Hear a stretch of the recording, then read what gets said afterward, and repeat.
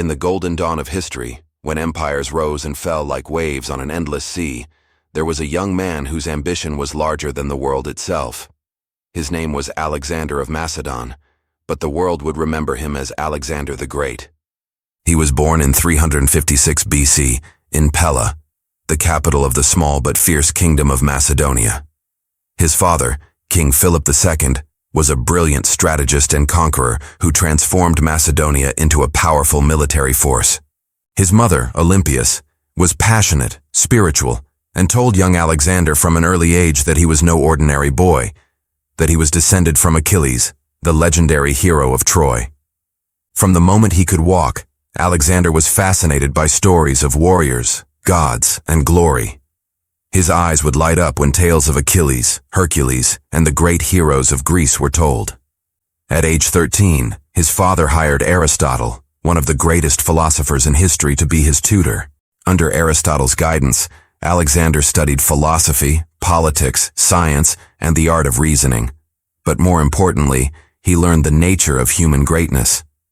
Aristotle taught him that a true leader must understand not only war, but wisdom, not only conquest, but justice. By the time Alexander turned 16, he was already commanding troops. When his father left for a campaign, Alexander crushed a local rebellion and founded a new city, naming it Alexandropolis. It was the first of many cities that would bear his name. But destiny is never simple. In 336 BC, King Philip was assassinated during a wedding celebration. The court was thrown into chaos. Some suspected Alexander's mother. Others whispered that Alexander himself had a hand in it, but the truth was lost in the shadows of history. What mattered was that, at only 20 years old, Alexander ascended to the throne. Rivals and rebels saw his youth as weakness. Greek city-states rose up thinking they could break free. But Alexander acted swiftly. He led his army south, crushed the rebellion in Thebes, and burned the city to the ground, sparing only its temples and the house of the poet Pindar. The message was clear. Alexander was not a boy on the throne.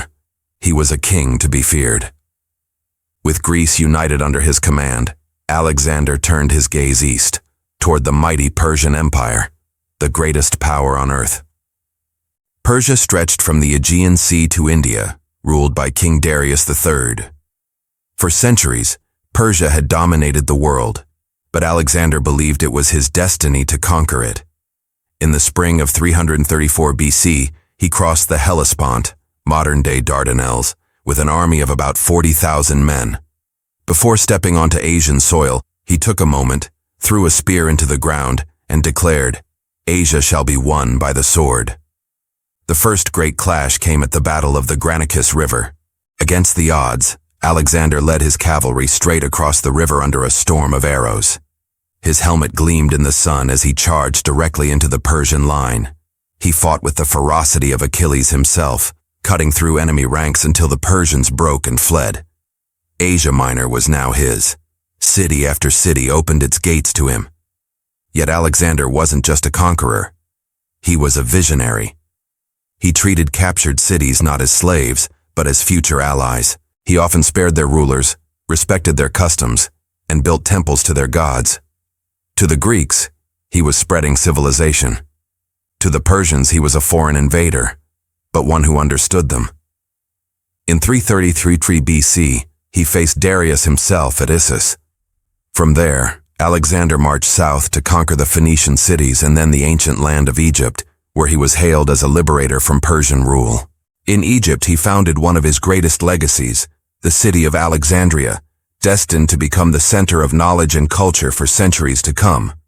At the temple of Amun in the Siwa oasis, the priests greeted him as the son of Zeus. Whether he believed it or not, Alexander began to see himself as more than mortal. Then came his greatest test, the Battle of Gaugamela, in 331 BC. It was the ultimate showdown between Alexander and Darius. The Persian army was enormous, stretching across miles, with war elephants and scythed chariots glinting in the sunlight. Darius believed victory was certain. But Alexander, calm and composed, waited for the perfect moment. He feigned a retreat, luring the Persians out of formation.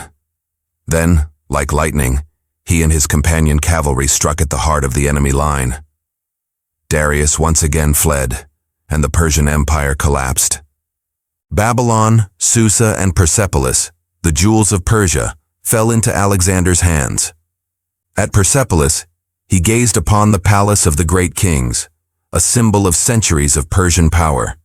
In a night of drunken celebration, the city was burned, some say by accident, others by Alexander's command, as vengeance for the Persian destruction of Athens. Now, he was king of Asia, ruler of the largest empire the world had ever seen. But his hunger was not satisfied. He turned east again, toward the mysterious lands of India, where legends spoke of endless riches and powerful kings. In 326 BC, after years of relentless campaigning, Alexander's army reached the Indus Valley. There he faced King Porus at the Battle of the Hydaspes River. The battle was fierce, fought under torrential rain. Porus brought war elephants that terrified the Macedonian horses, but Alexander's tactics prevailed once more. When Porus was captured, Alexander asked him, "How should I treat you?" The Indian king replied, "Like a king." Impressed by his bravery, Alexander not only spared him, but made him an ally. Yet, as the army marched deeper into India, the men began to tire. They had been fighting for over 8 years, thousands of miles from home. Their armor was worn, their faces aged by war. When Alexander urged them to keep marching east, toward the end of the world, his soldiers finally refused.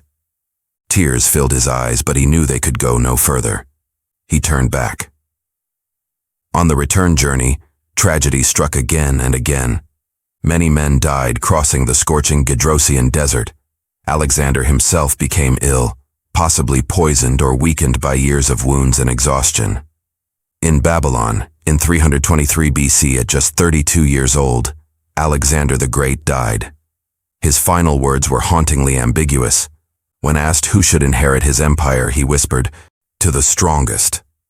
With his death, his vast empire shattered into pieces, divided among his generals, the Diadochi. Yet his legend endured. He had conquered more of the known world than anyone before him. He had founded over 70 cities, spread Greek culture from Egypt to India, and inspired generations of leaders, from Caesar to Napoleon. But perhaps the greatest legacy of Alexander lies not in his empire, but in his vision, the idea that the world could be united under one rule, one culture, and one destiny. He blended East and West, married a Persian princess, and encouraged his men to do the same. He believed that greatness was not defined by birth, but by courage, vision, and the will to act. Centuries have passed, and his empire has long turned to dust. But the name Alexander the Great still echoes through time, a symbol of ambition without limits, a man who saw the world not as it was, but as it could be. He lived fast, conquered everything, and died young, leaving behind a question that still haunts history. Was Alexander truly great, or simply the most brilliant conqueror of them all? What cannot be denied is this: in an age of kings, he became a legend. And legends, unlike empires, never die.